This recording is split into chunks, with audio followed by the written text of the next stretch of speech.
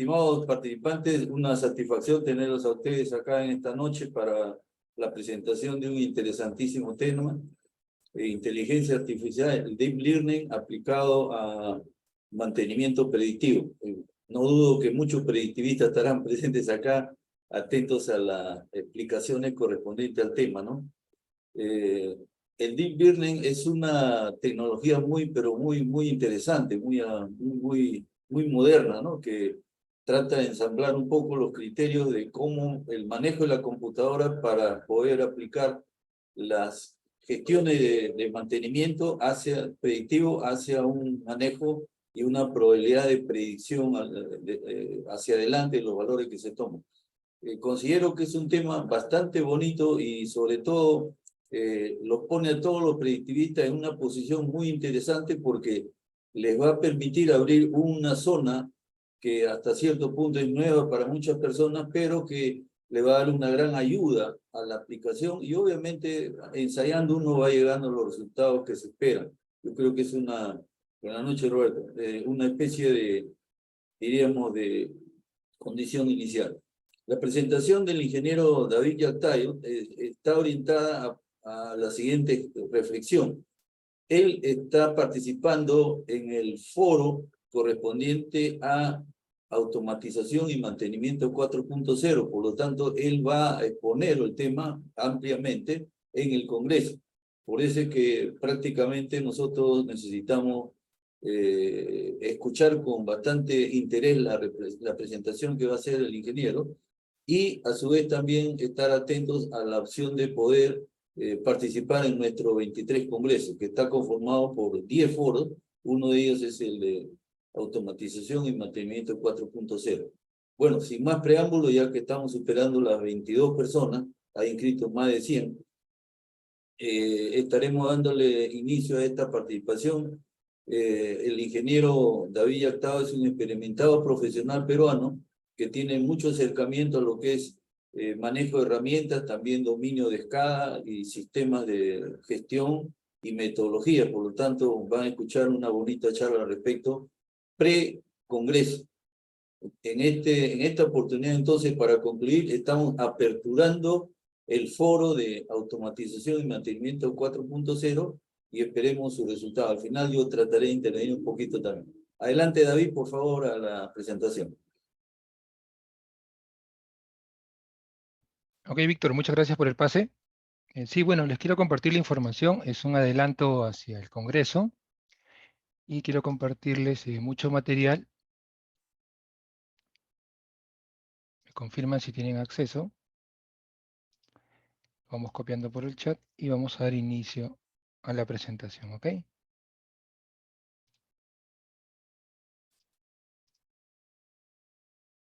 Ok, perfecto. Vamos a hablar Deep Learning aplicado al mantenimiento predictivo. Vamos a dar un poco de contexto donde ubicamos al Deep Learning dentro de todas las inteligencias artificiales que se van apareciendo día a día con lo de ChatGPT.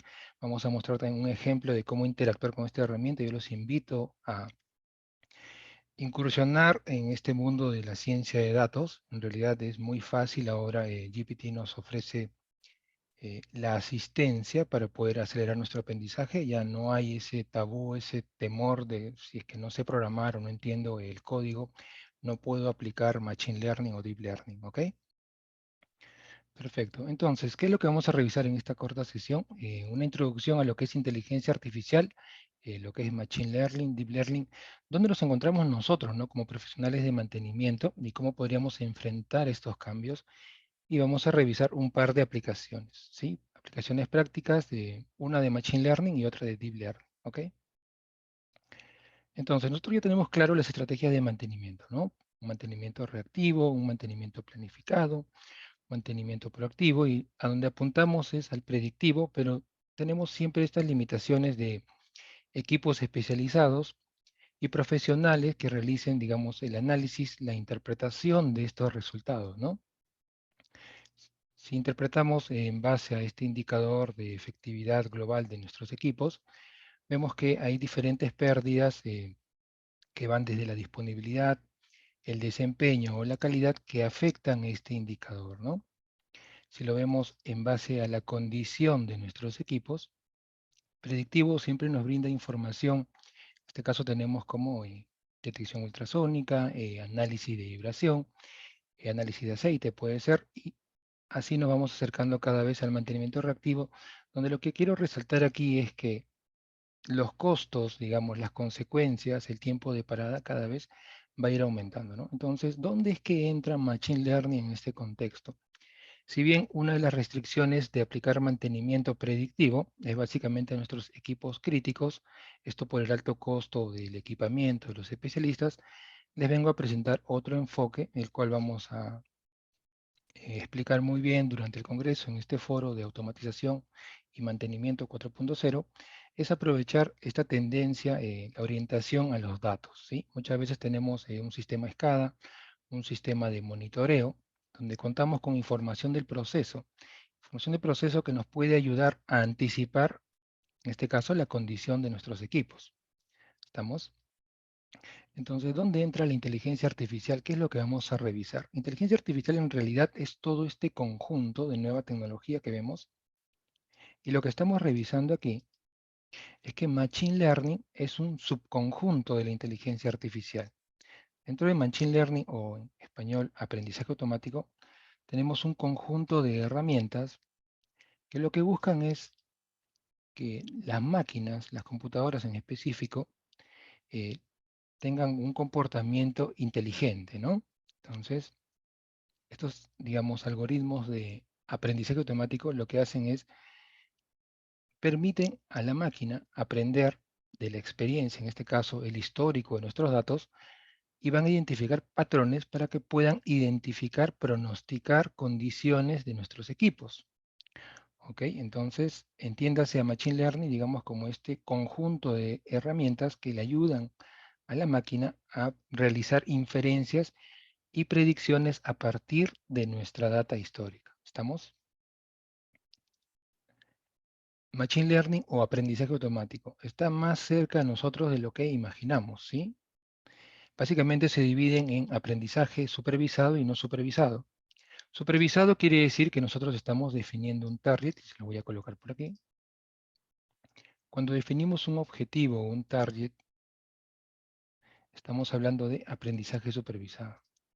Puede ser, en este caso, la estimación de la vida útil de mi equipo, puede ser el pronóstico de alguna temperatura, alguna condición. Estamos aplicando aprendizaje supervisado.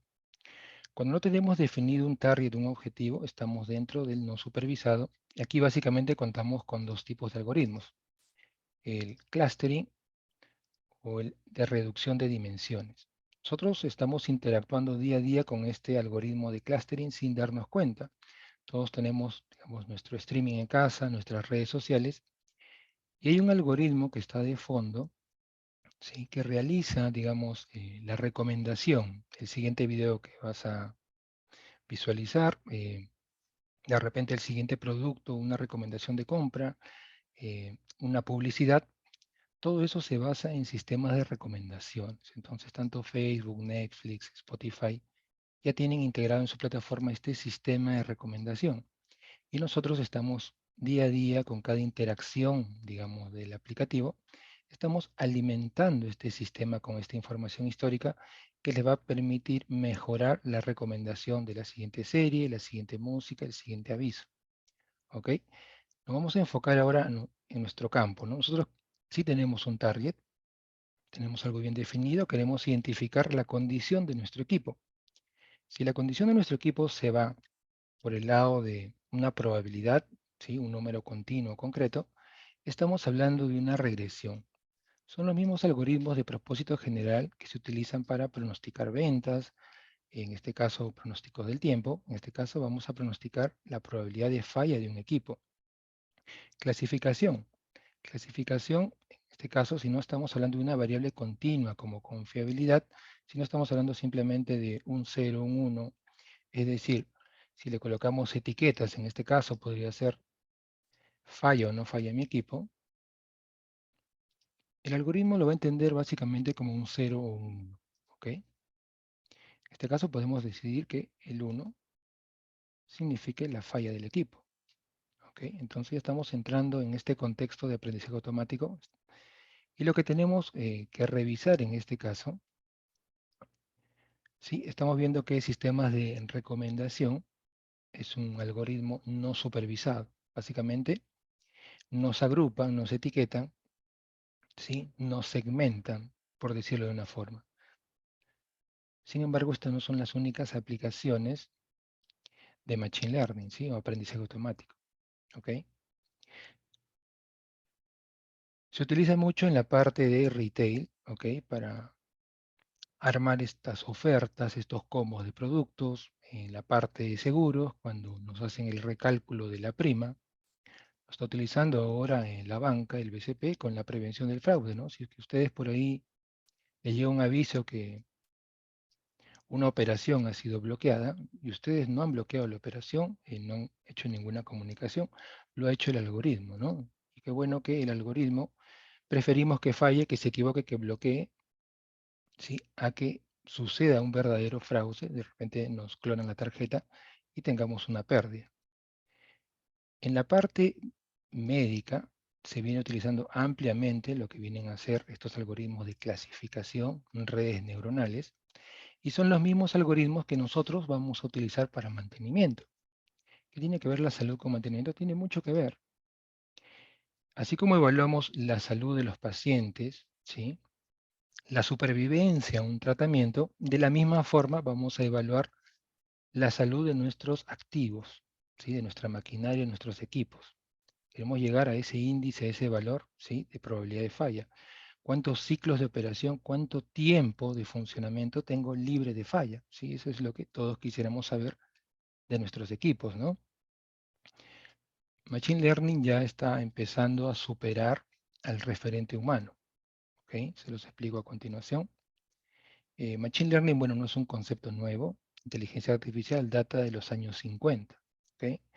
Desde esas primeras aplicaciones que intentaron jugar ajedrez, retar a los expertos en ajedrez, en Go, en diferentes disciplinas, y no ha sido hasta ahora, 2014, 2015, eh, con el mejoramiento de los algoritmos, con, digamos, el incremento del poder computacional, es que han superado al referente humano. Un referente, un experto, el error típico era 5%, ¿sí? Uno de cada 20.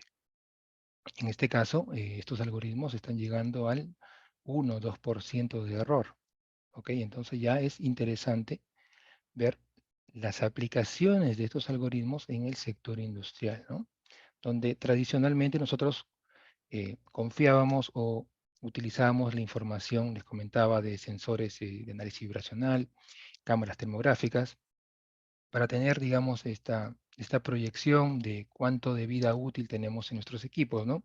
Adelantarnos a la falla. Ahora vamos a presentar otro enfoque, ¿no? A partir de los datos. En la presentación que les estoy compartiendo en el enlace, se encuentra el artículo original donde se explican las fórmulas matemáticas, ¿sí? Detrás del Machine Learning, cómo es que podemos implementar este modelo.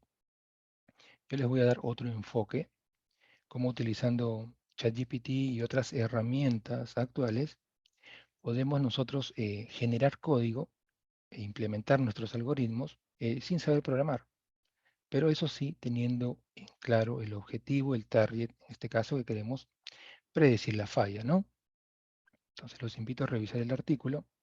Vamos a explicar en qué consiste este proyecto de Machine Learning en estas bombas, digamos, de varilla, ¿no?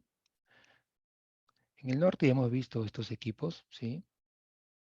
Un amplio campo de estas bombas. ¿Y qué es lo que queremos evitar?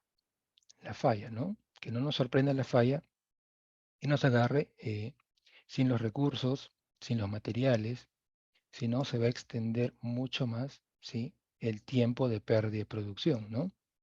Básicamente eso es lo que todos queremos evitar, ¿no? Queremos tener siempre a la mano tanto los materiales, los repuestos, los recursos. Si nos dijeran tal día va a fallar tal equipo, uy, genial, nuestro departamento de mantenimiento sería excelente, ¿no?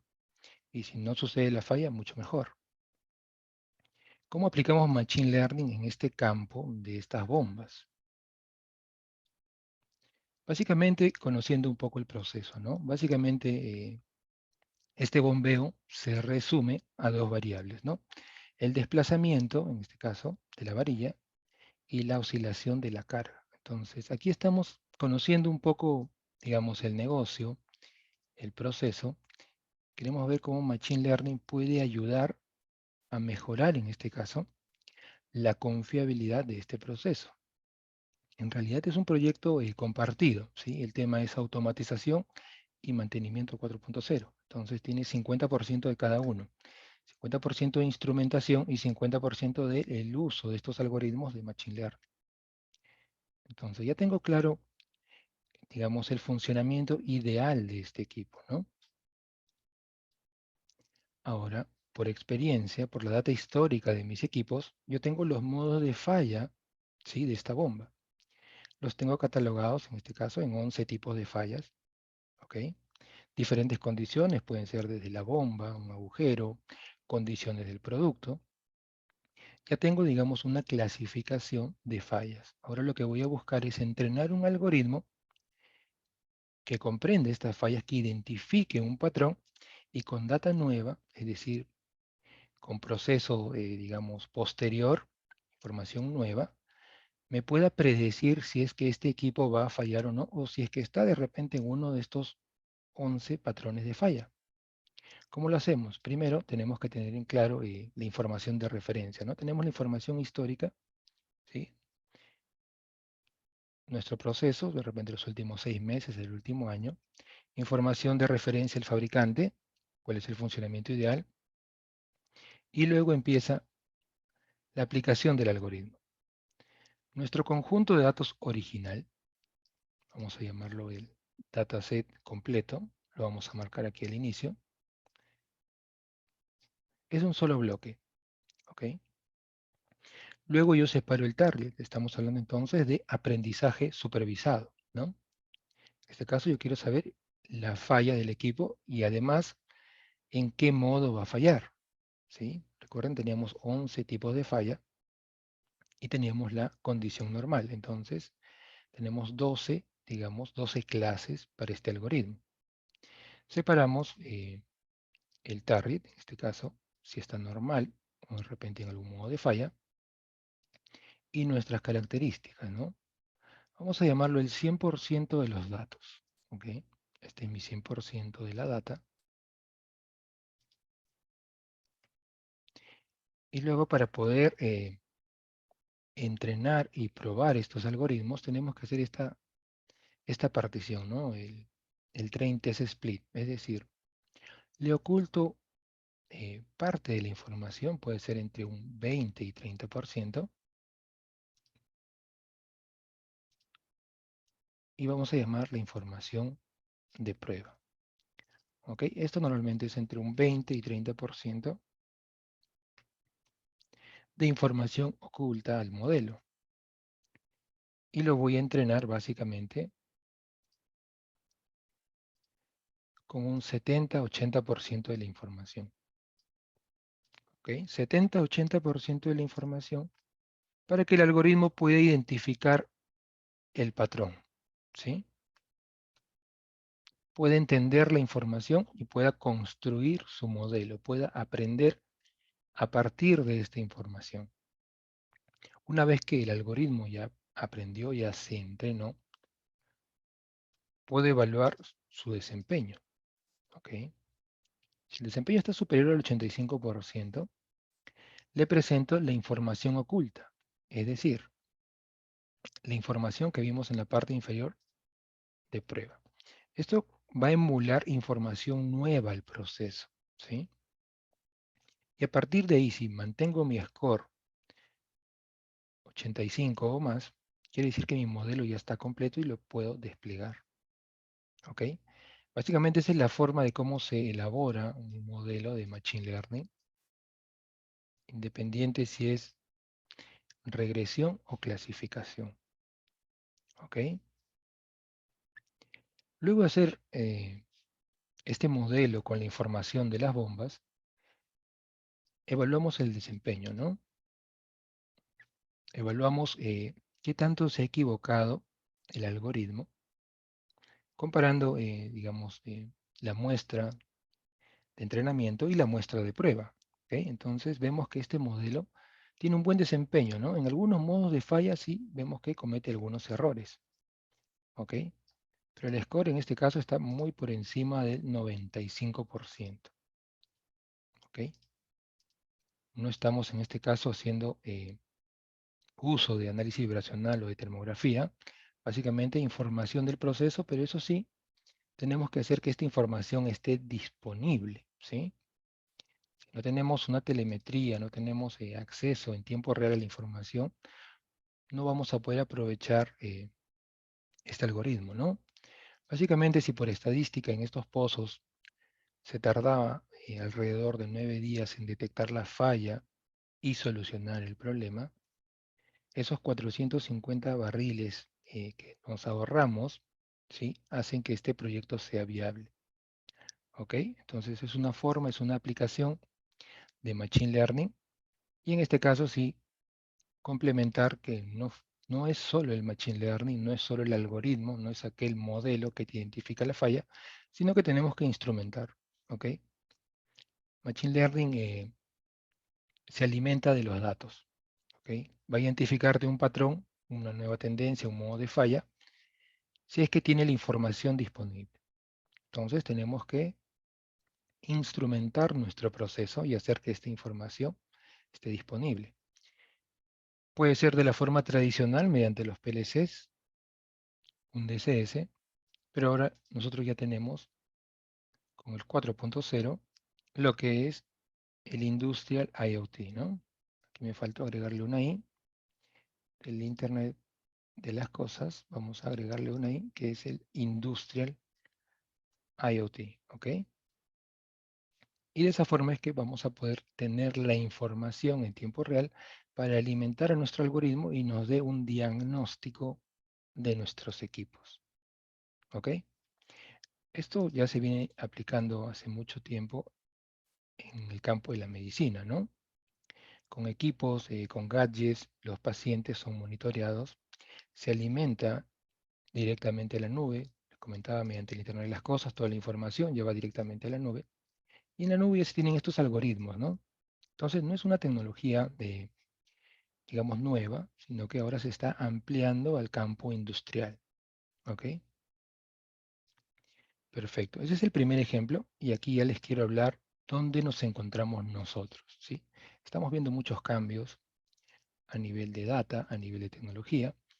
El enlace les estoy compartiendo este reporte, igual se los puedo copiar en el chat. Es fresquito, es de este año. A ver. Y aquí nos da, digamos, unas ideas de cuál es el futuro de los trabajos en los siguientes 4 a 5 años, ¿ok? Está disponible también en el Drive.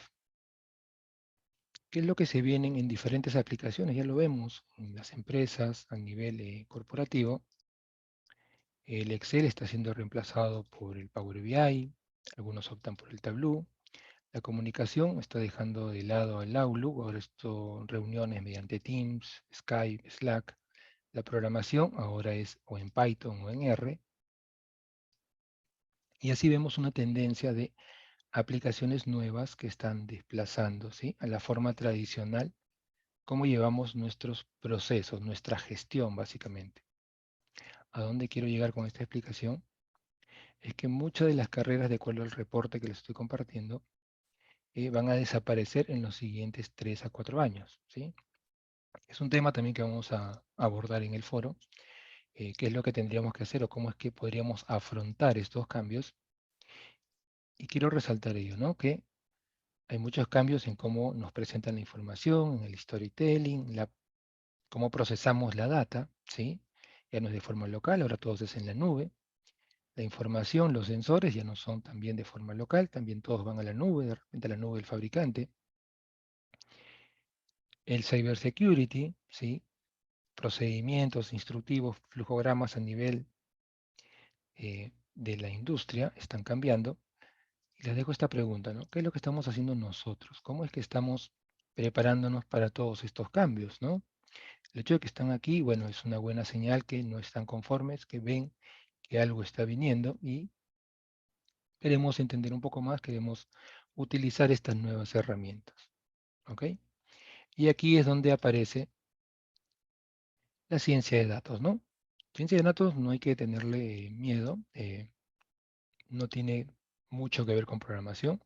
Ayuda más si es que tienes conocimientos de estadística, matemática, álgebra lineal, por ahí. Pero programación ya, la inteligencia artificial como que nos va a colocar a todos en el mismo nivel de programación. Nosotros vamos a poder programar, codificar simplemente con instrucciones así en español, en una línea. Vamos a pedir que la inteligencia genere el código por nosotros. Lo que sí vamos a necesitar nosotros es definir bien el target, entender bien el negocio, eh, qué métricas, qué parámetros son los que vamos a considerar para nuestro modelo de Machine Learning, ¿sí? Por ahí se viene ahora el valor agregado de nosotros, ¿sí? La parte de programación, como les digo, los algoritmos están cambiando. eh, Cada vez más GPT está sacando una versión nueva, con nuevos plugins, nuevas opciones. Ya lo vamos a revisar, ¿ok? Entonces, ya hablamos de Machine Learning, un ejemplo de Machine Learning en la industria. Ahora vamos a hablar de Deep Learning, ¿ok? Deep Learning, digamos que es un subconjunto de Machine Learning, pero este se basa en redes neuronales, ¿sí? Redes neuronales porque tratan de emular, ¿sí?, el comportamiento de nuestras neuronas en nuestro cerebro, ¿sí? Bueno, y el producto, el que da la cara por el Deep Learning ahora es ChatGPT, ¿no? Es el que está, digamos, llevando la delantera en lo que es Deep Learning.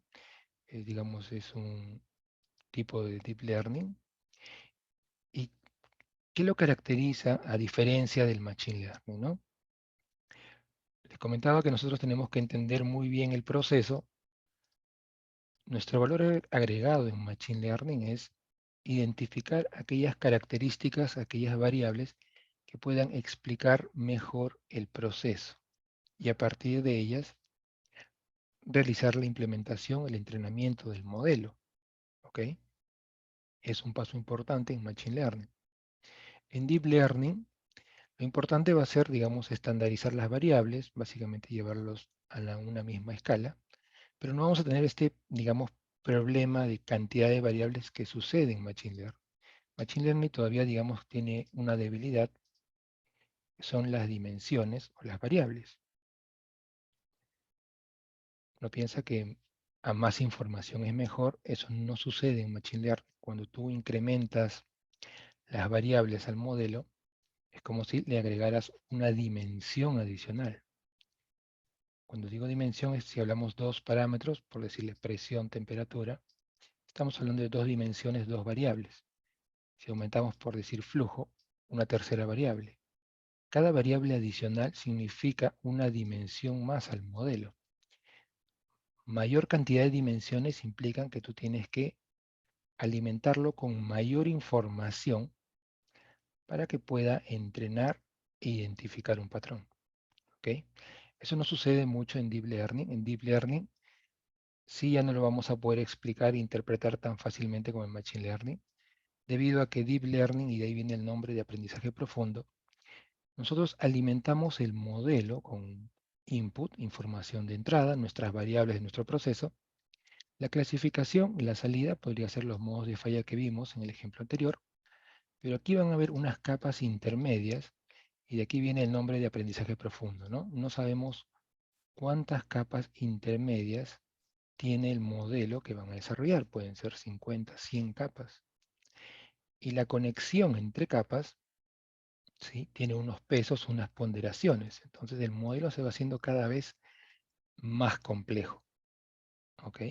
De ahí viene el tema de, digamos, aprendizaje profundo. Entonces vamos a entender aprendizaje profundo Deep Learning. ¿Ok? La neurona biológica básicamente transmite la información de una a otra mediante un impulso eléctrico, ¿sí?, mediante la sinapsis.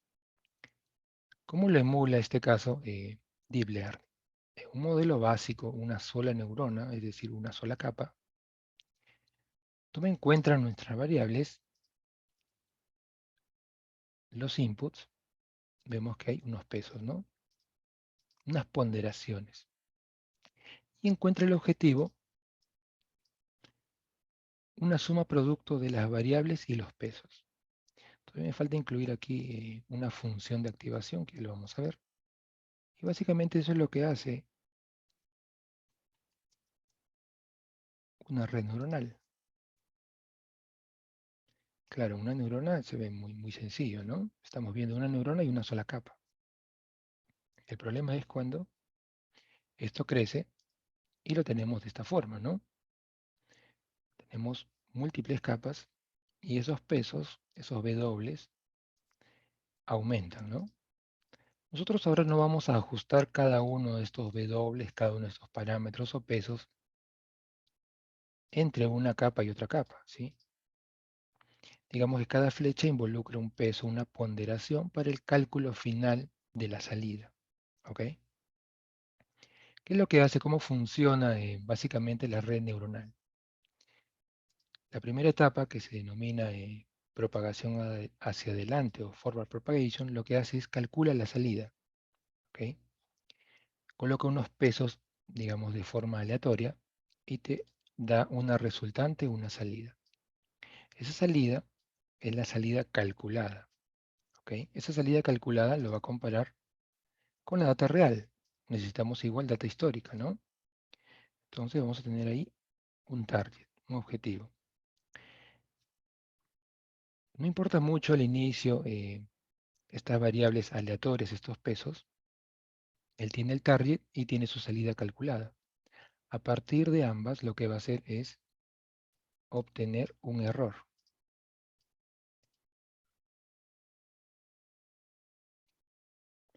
¿Qué es lo que va a hacer el modelo luego?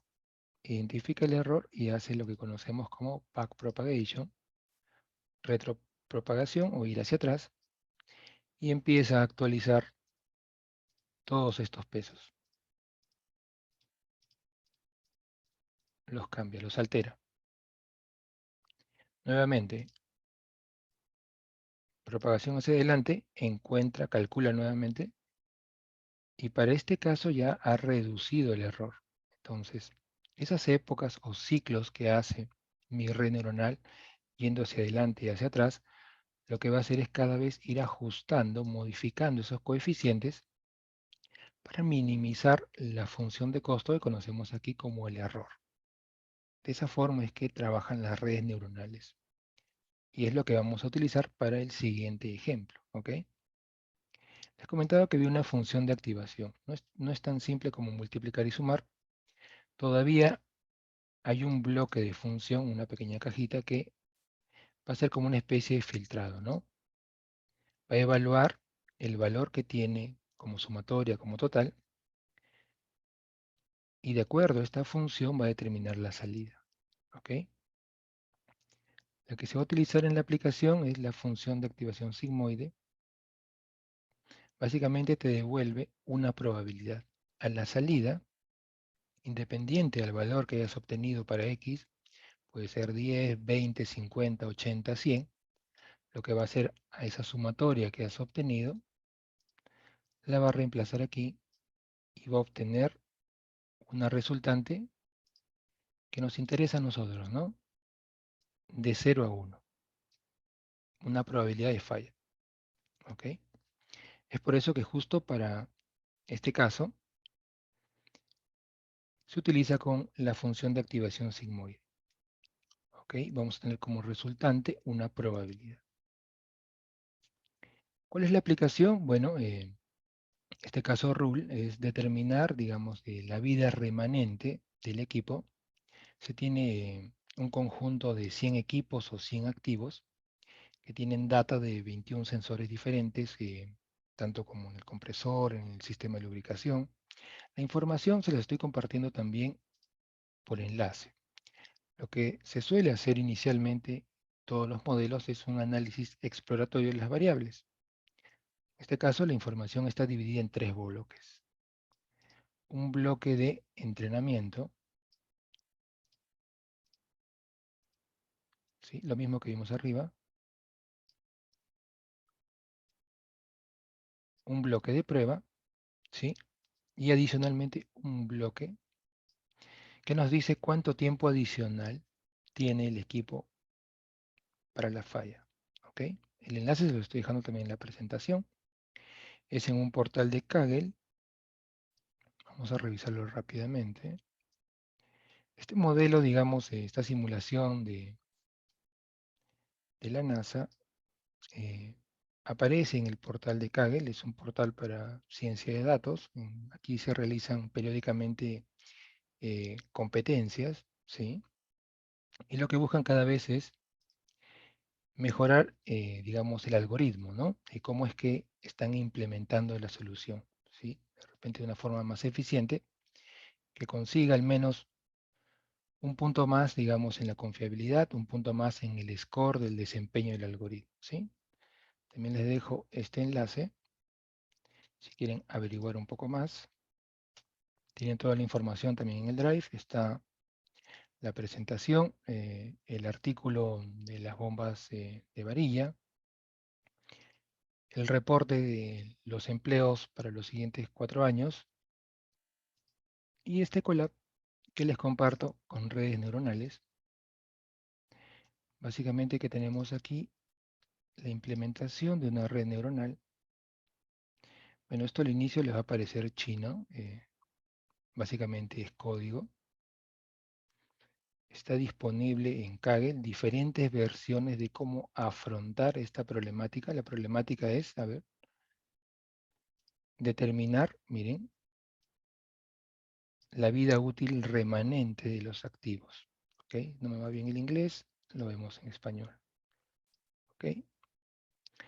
Lo primero que hacemos es entender el proceso, entender el conjunto de datos. Inicialmente me dan un ID del equipo, el tiempo de operación en ciclos, las configuraciones, el modo de operación de los equipos y la data de los sensores, ¿no? 26 sensores de los 100 activos. ¿Ok? Ese es el segundo caso. Estoy dejándole la información por aquí, por el Drive. Confirma si tienen acceso. Eso es todo de mi parte. Les quería compartir estas dos aplicaciones que vamos a revisarlas ampliamente durante el Congreso. Estoy dejándoles de antemano la información. Y si tienen un par de minutos más, les puedo compartir una interacción con el ChatGPT. A ver, ¿tienen acceso? A ver un momento, vamos a compartir el enlace. A ver, me escriben si es que tienen acceso.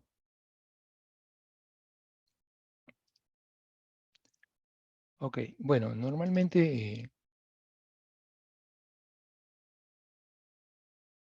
a ver, ¿no aparece?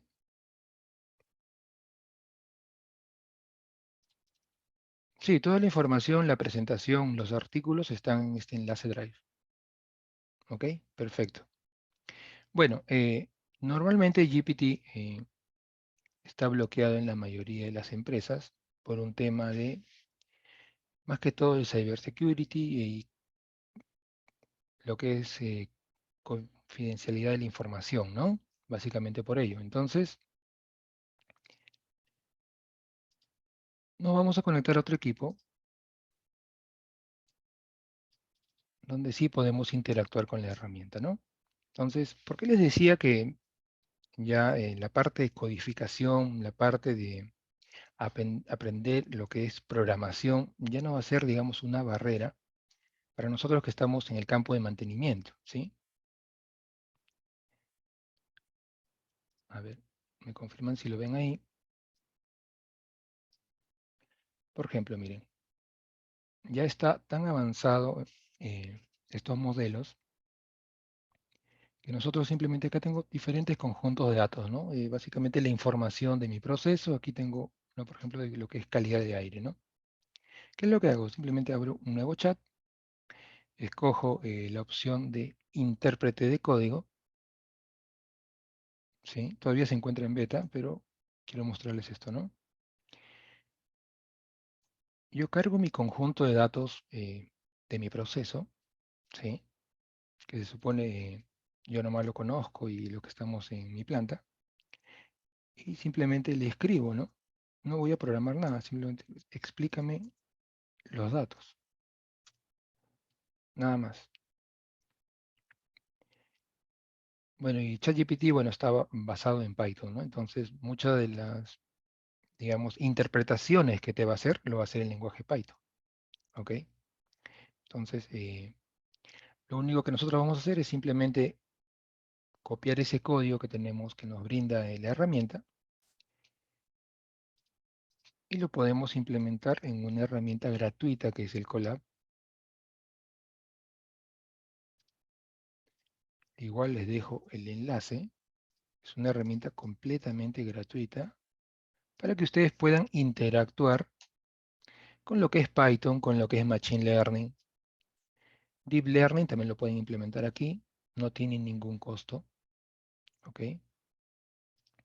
Vamos a darle nuevo cuaderno.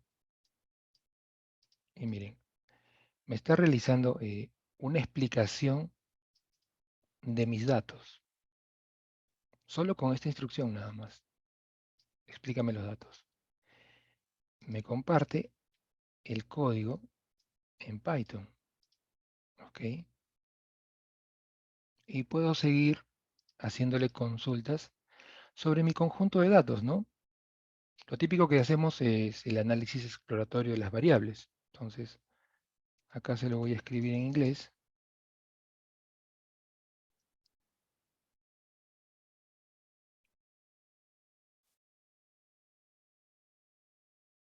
Y le voy a decir que realice el EDA de mi conjunto de datos.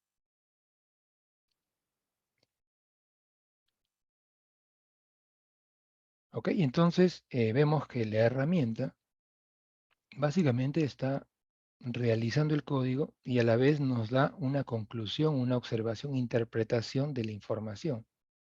¿Ok? Entonces, es una herramienta, como les digo, todo está a la mano. El Colab, el GPT. Entonces, es cuestión de dedicarle un poquito de tiempo, un poco de curiosidad, y vamos a ir aprendiendo, interactuando con Machine Learning, ¿no? Y nuevamente, ¿no? Aquí está el código, miren.